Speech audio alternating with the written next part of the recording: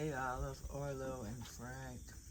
Grandpa coming to you from the front porch swing in Walden Ridge, Tennessee, at my son Tom's house. Arlo, that's your daddy. He just left today for St. Louis on business, and your mom's getting ready to go to work later on today. So that's why I'm here, to make sure you have safety while they're gone. You escaped from me yesterday. You waited until I ran in the bathroom for a minute and you went out the front door. So I'm sure they're worried that I'm going to be able to keep my end of the bargain, but trust me, this is not my first rodeo with little kids. I'll keep an eagle eye on you. Not an evil eye, an eagle eye. I'll be hawking you, buddy.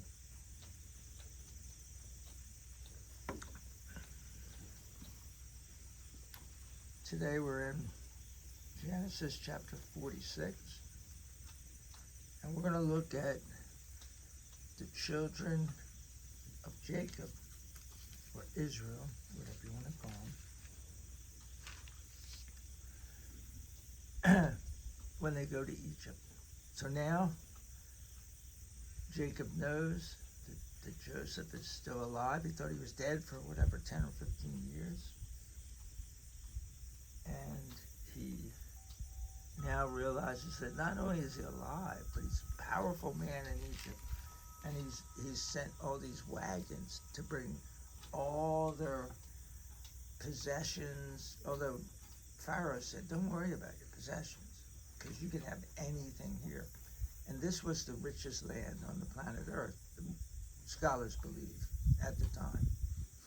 And there's a good possibility it was. I mean, they were building all those cool things like the pyramids. They still have all those things. It's kind of a poor country now, but it was the top of the heap back then. The top of the pyramid, I should say. So let's get started. Genesis 46 says, so Israel began his journey, taking with him all that he had. When he came to Beersheba, he offered sacrifices to God, the God of his father Isaac. And so we know that that's the well there that was set up, I believe, by Abraham. And they keep passing there. I think it's kind of the halfway mark to Egypt. But he stops there and he offered sacrifices to the God of his father Isaac. God spoke to Israel in a vision during the night and said, Jacob, Jacob. He replied, here I am. He said, I am God, the God of your father. Do not be afraid to go down to Egypt, for I will make you into a great nation there. I will go down with you to Egypt, and I myself will certainly bring you back from there. Joseph will close your eyes. So what he means by that is when you die, people close your eyelids together so that you're not laying there dead looking like you're staring at people. It's just a tradition. And he said to Joseph, in fact, in England, they put pennies on your eyes to keep them shut, make sure they don't open again.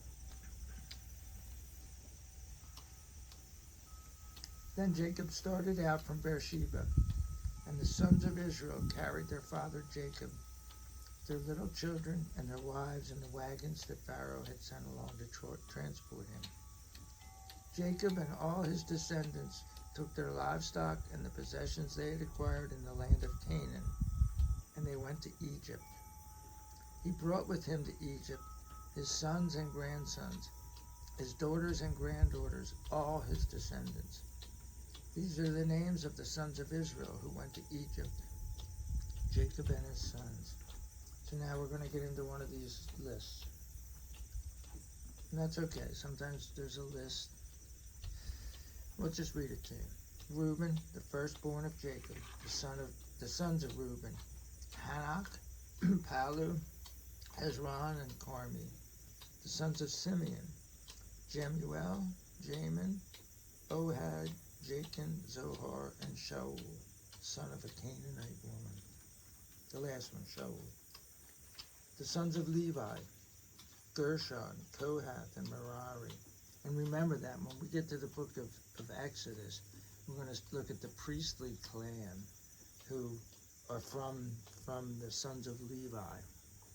And Gershon, Kohath, and Merari figure a lot in that. The sons of Judah, Onan, Shelah, Perez, and Zerah. But and Onan died in the land of Canaan. So the reason that they put their names in there, even though they died, is when we looked at, I think it was chapter 36, we saw why they died. So this is the succession. To the Jews, it's the succession to King David. But to the Christians, it's the succession through King David to Jesus Christ. And that's why they put all these family tree kind of things in here. The sons of Perez were Hezron and Harmul. So now we see, like, well, why did they stop with the sons of the son of Israel?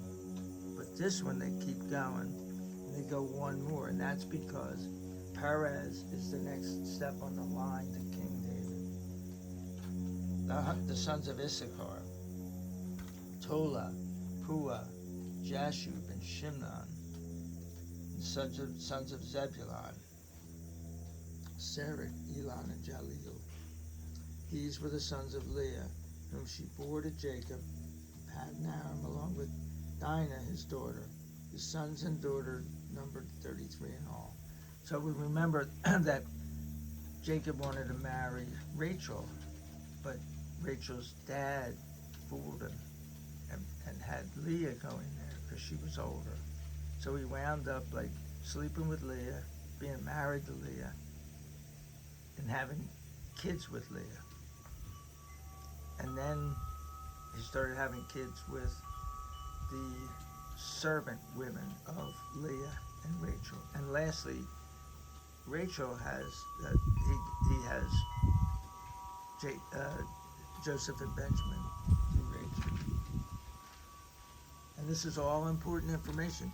Nothing in the Bible is trivial information. Although you can play a trivia game about it, but it's not trivial. Trust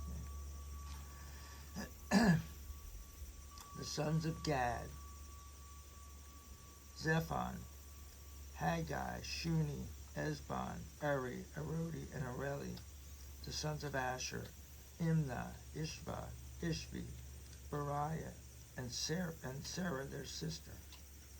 The sons of Beriah were Heber and Malchiel. These were the sons of Zilpah, whom Laban gave to Leah his daughter. She bore these to Jacob, 16 in all. The sons of Rachel, the wife of Jacob, Joseph and Benjamin. Manasseh and Ephraim were born to Joseph in the land of Egypt. Asenath, daughter of Potipharah, priest of On, bore them to him. So now we're going to go down another kind of not rabbit hole, down another path. And we'll develop this as we go along, but it's the descendants of Joseph, who wind up being, when they get into the land of Canaan again, and they conquer it, and then they have several kingdoms, like a couple hundred years, they're a nation, and then all of a sudden they kind of split up, and there's Judah, and then there's Israel. And Judah is, I think, the tribes of Judah and Benjamin, and the other 10 tribes, well, the other 9, because the Levites, Levi, they're scattered amongst all the tribes because they're the priests.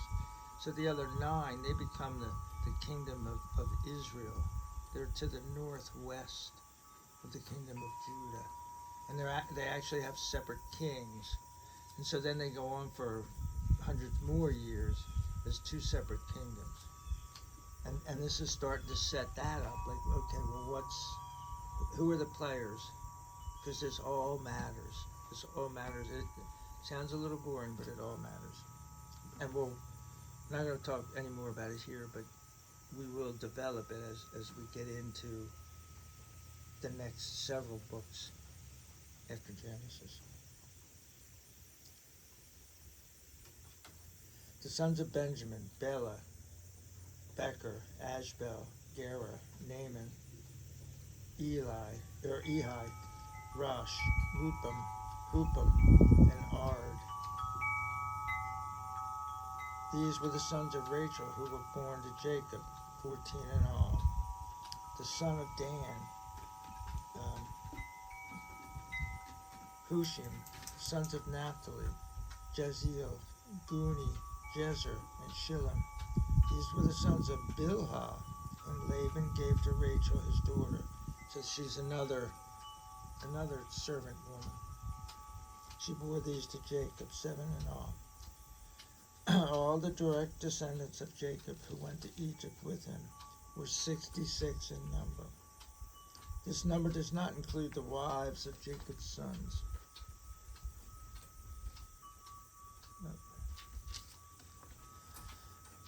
Counting the 2 sons of Joseph who were born in Egypt, all the people of the household of Jacob who were in Egypt numbered 70.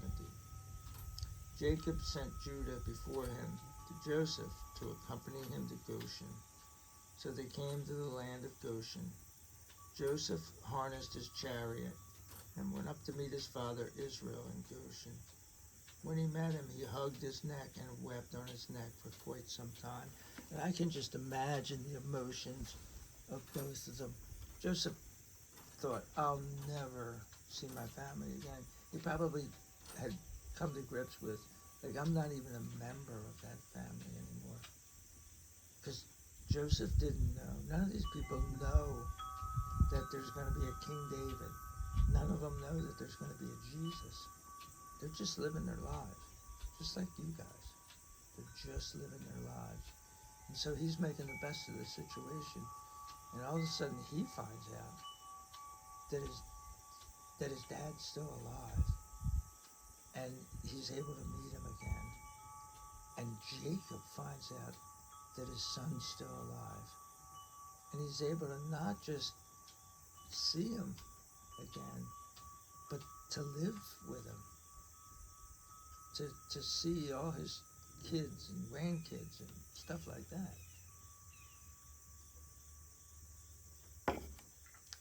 Quite emotional.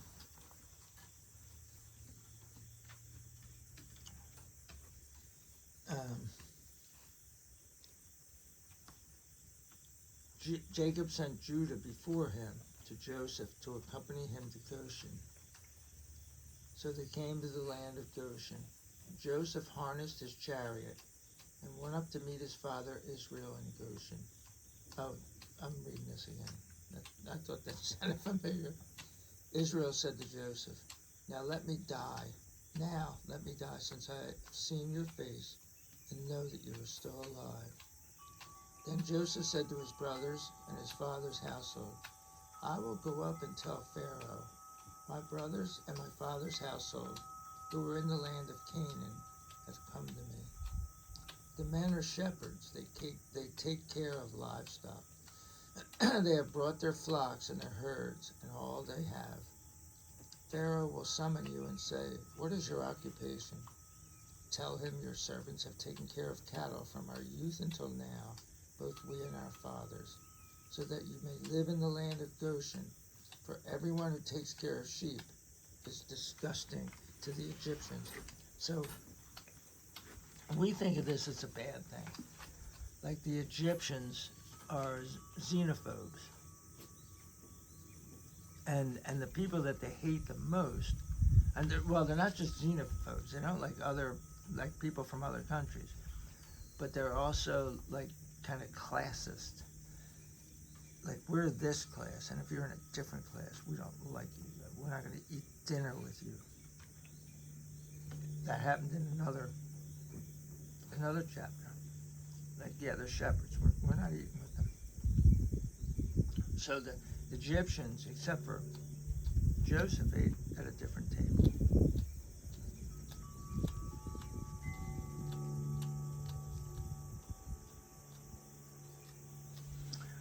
And with that, we've come to the end of chapter 46. Until the next time, peace out.